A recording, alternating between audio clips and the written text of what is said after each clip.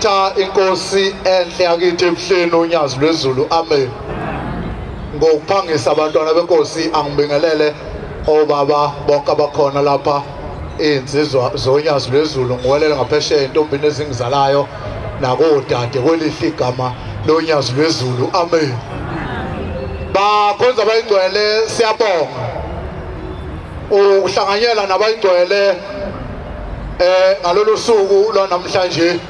Sibuthene lapha sizodumisa uNkulunkulu wakithi ebuhleni uNyazi lwezulu. Amen.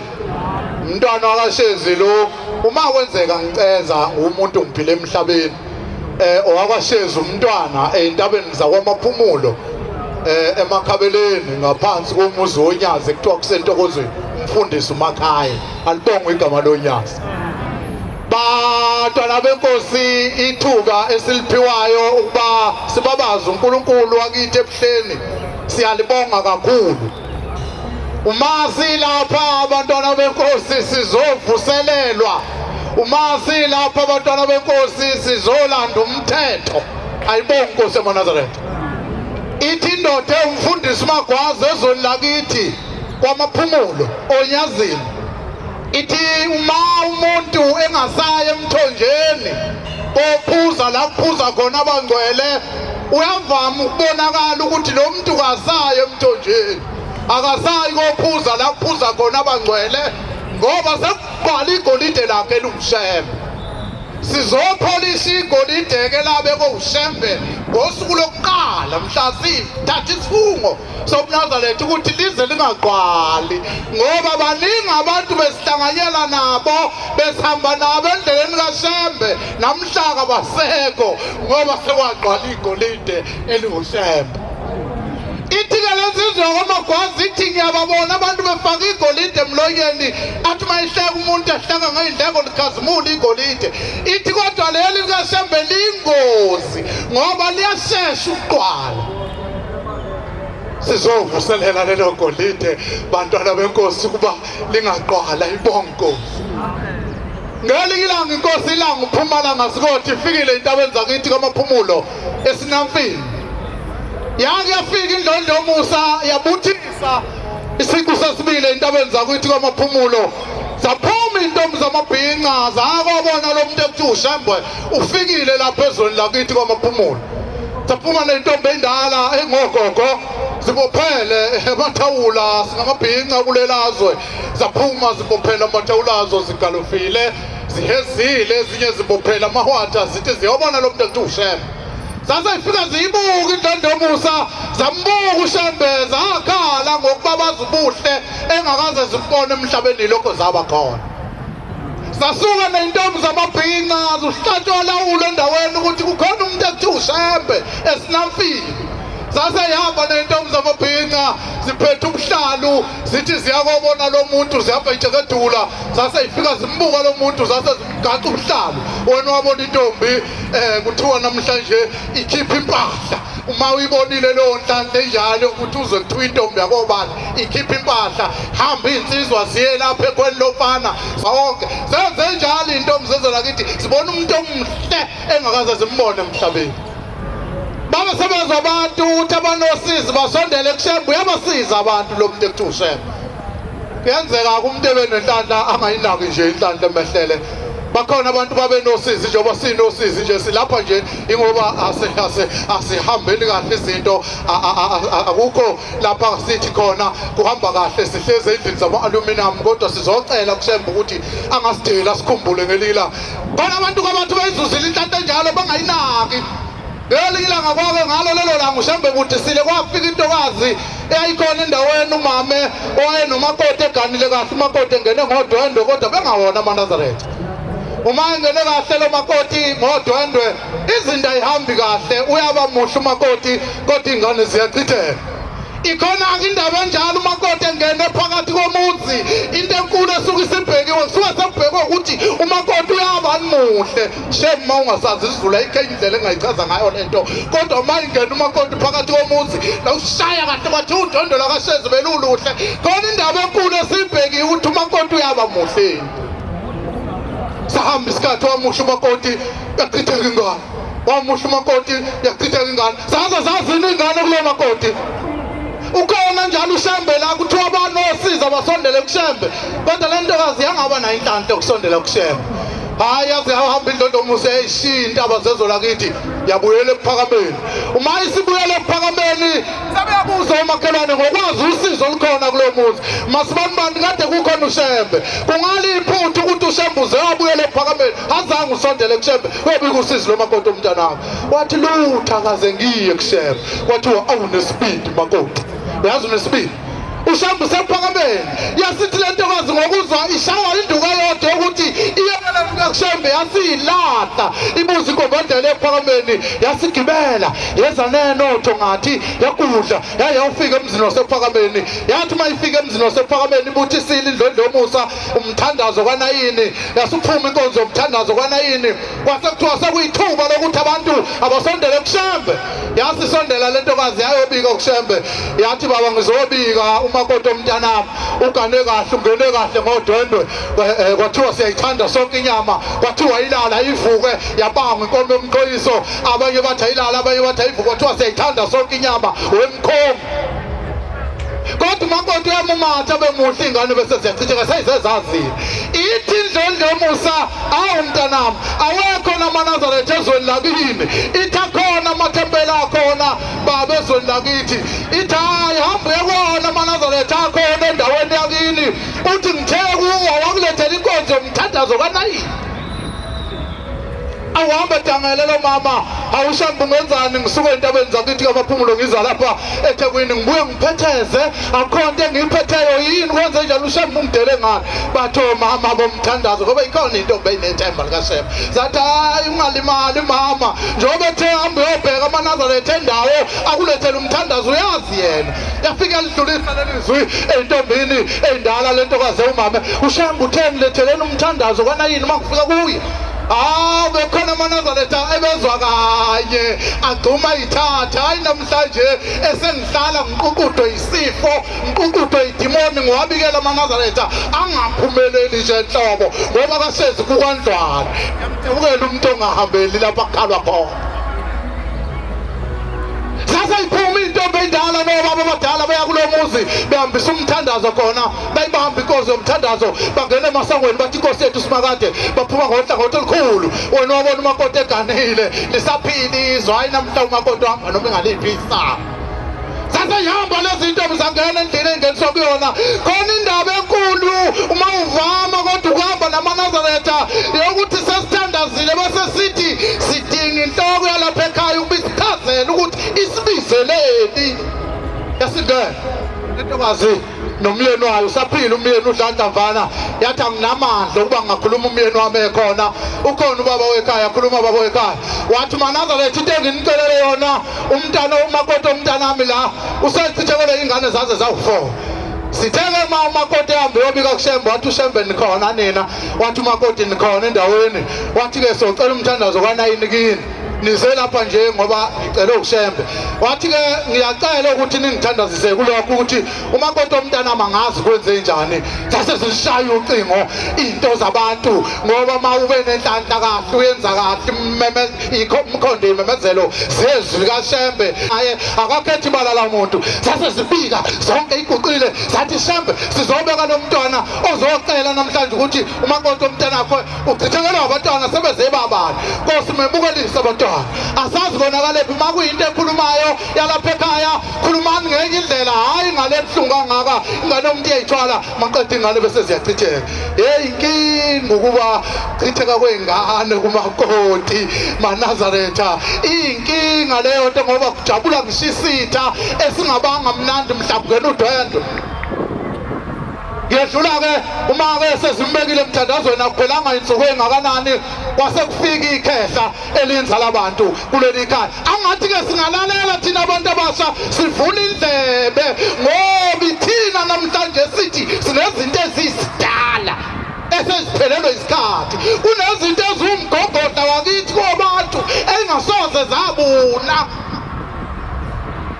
Jabuka Nkosi yami sekukhona ukuthi manje uma ukhulumela phezulu ukhuluma ngendlela engekho right. Shame Nkosi yami angikwazi uku-operate ke mina mangikhuluma. Ngitaliwe nje uyangixolela umuntu uma ezobheka ukuthi lo sheze bekhulumela phezulu. Shame Nkosi yami angikwazi baba ukuyi-operate shame leyo nto. Kodwa abantwana beNkosi ngisendabeni yokuthi nawe sekuphela insuku ezimbalwa yasifika inzala abantu eyikhetha lalapha ekhaya. Vula indlebe nomuntu omusha ithi inzala abantu yalala ikhaya sekufika inkulu mase kungena uShembe phakathi kwaleli ikhaya. Sikuzwile ukukhala benikhala ashilo amaNazaretha ukuthi anithandazisa sasesuza umthandazo wamaNazaretha singabe sinephutha masingeyilethi impendulo. Into edala ukuthi umakoti achithekelwe abantwana sinombuzo ukuthi silobole kahle silobolela umzukulu wethu sayikhipha zonke inkomo zaphelela umakoti wazozongena lapha ekhaya.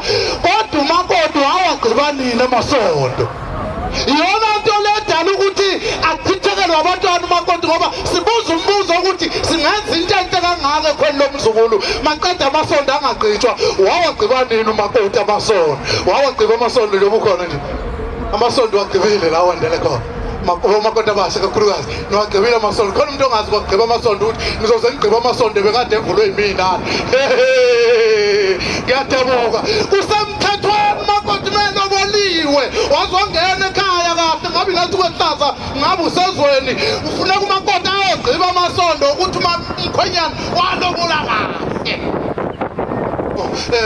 Angene uthwele umbondo usuke ngekho yena makuyintombi zokhuluma ngendaba lapha izwa ngikhuluma ngalo khuluma ngendaba lapha ePhakameni. Intombi yalapha ePhakameni makuletha umbondo ayibikhona yona ngoba ingena ngomshado emzini. Imvamisa umbondo oyingqiba amasondo uhamba phambili engakafiki umakoti. Uma uthi umbondo uzowuthola kanye nodwende udala inkinga into ezokunika inkinga lo yenzayo.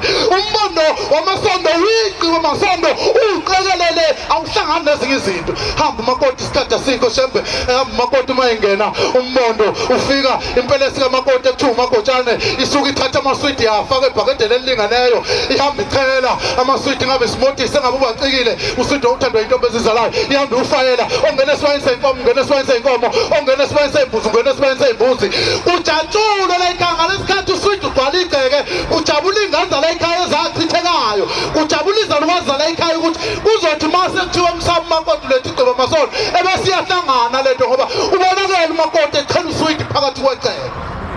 Ebese ukukala omama ngakusasa abiza abana kwabo intombi agane nazo engomama mncane noma phakathi ngabo bonke emndenini wena wazi umndeni wakini. Ebese bakhela ibhola lelayisi ibhola likaFlower ibhola lestambu ibhola likabhontshisi. Ebese kuba amaveji yonke into ongayicabanga anikeza abana kwabo. Ngalesikhathi anikeza abana kwabo unikeza ngalezalukwazi eyilele phansi siyathokoza lapha zikhona. Awuzange wena wagqiba amasondo sengoyishala lapha nalapha mina ngiyathemba Shembe umakoti akabi muhle sesihambile isikhathi. Kudalwa yini intombi ka25 ingene kahle kangaka yaqoza ukuba yinhle yangaba yinhle kwenze njani yayinhle.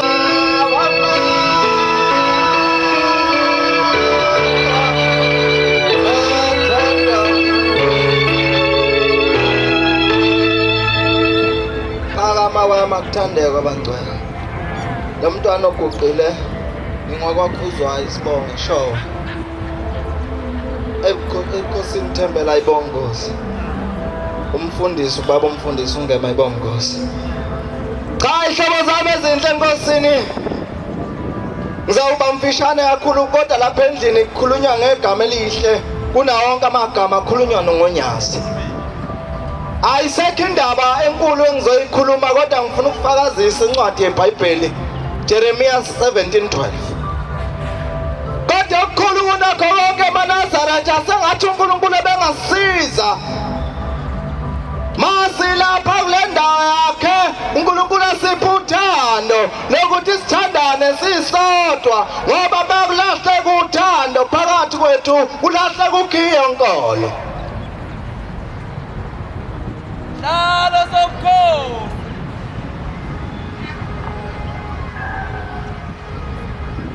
Nalo somkhosi ukuphakama. Leli gama okukhulunywa ngalo lapha endlini isihlalo sobukhosi ukuphakama. Nasekuqaleni baba mkhulu isihlalo kokukhulunywa Iqiniso lezi ngasona namhlanje. Dawo engcwele lethu.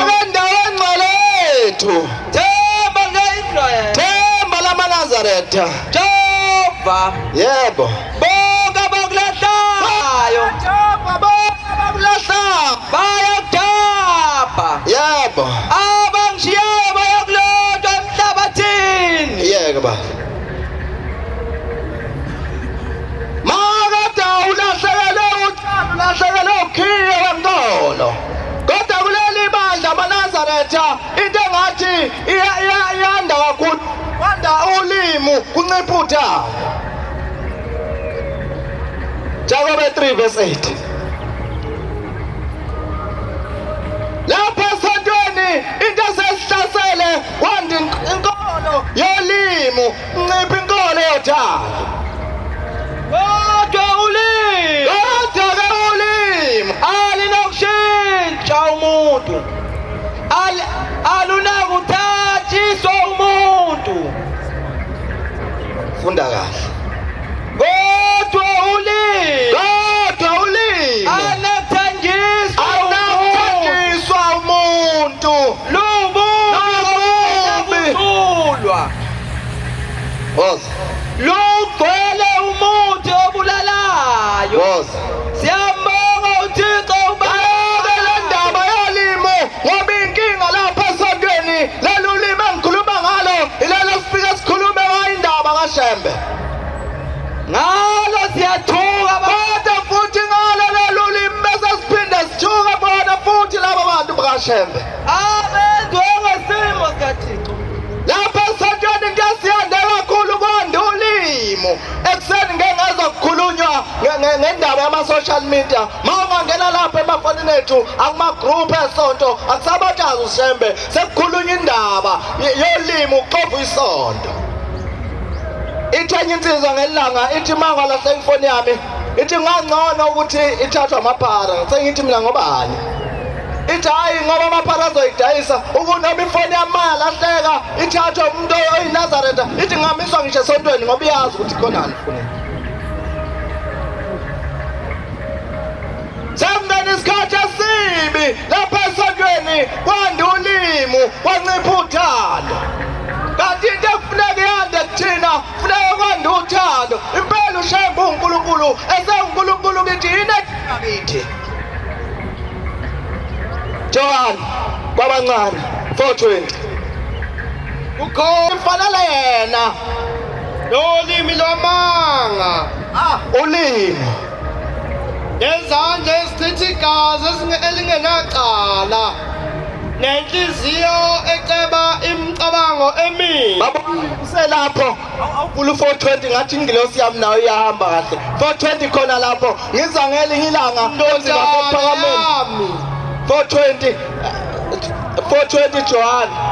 Umuntu esethi ngiyamthanda uThixo ngaphezulu umzalwane wakhe. Ayifunde kahle. Ifunde kahle. Lapha esontweni kwanda ulimi kwasencipha uthando.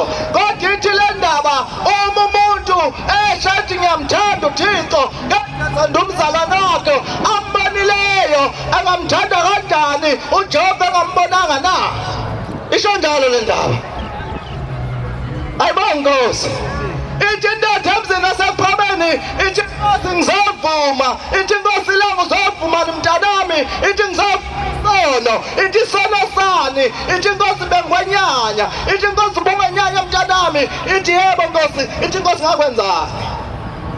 Nabantu abazonda abanye abantu benganaso isizathu okuthandazela ukuzonda umuntu ungazi ukuthi umzondelani.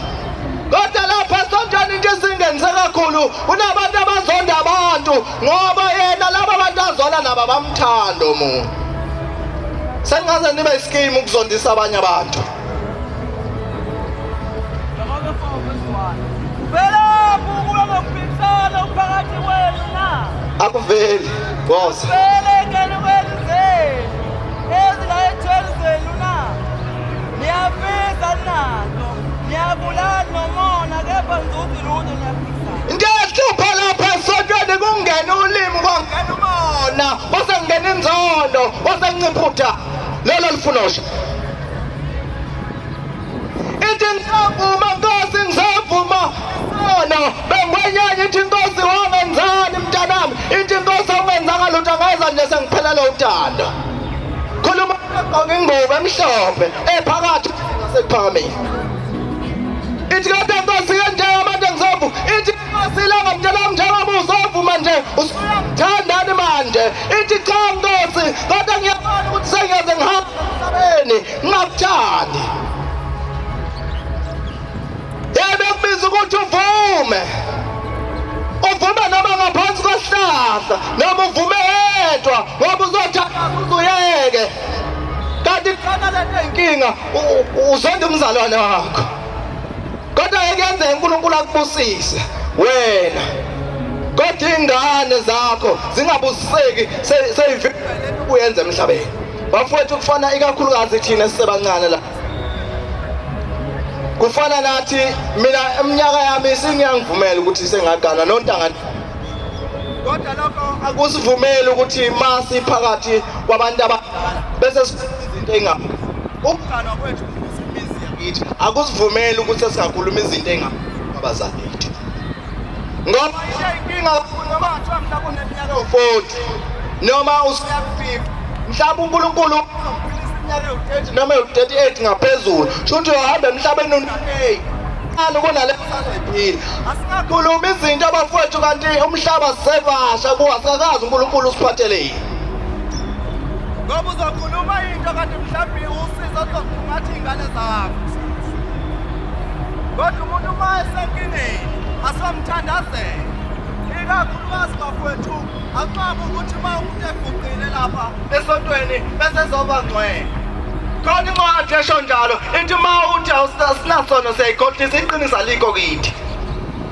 lapha esontweni-ke kungenela inkinga manje ukuthi sesinesikali sokukala izono isono siyafana bafowethu asike singcono kunesinye ngoba uma wena isono sakho singakaziyo akusho ukuthi awunaso isono ngoba phela kubalulekile ukuthi saziwe abantu isono kodwa kusalayo na unaso ngoba phela sakho futhi senziwa futhi siyogweba wena ukuthi saziwe yimina kukusiza ngalutho futhi akusho ukuthi ngoba ngasazi isono sakho ndawunaso bafowethu masilapha sivuselelana isho njalo incwadi yama-10:25 amabheki ithi asiqondane ukuthanda nokwenza okulungileyo hayi maningi amasikhosi ayibusisa lesizweni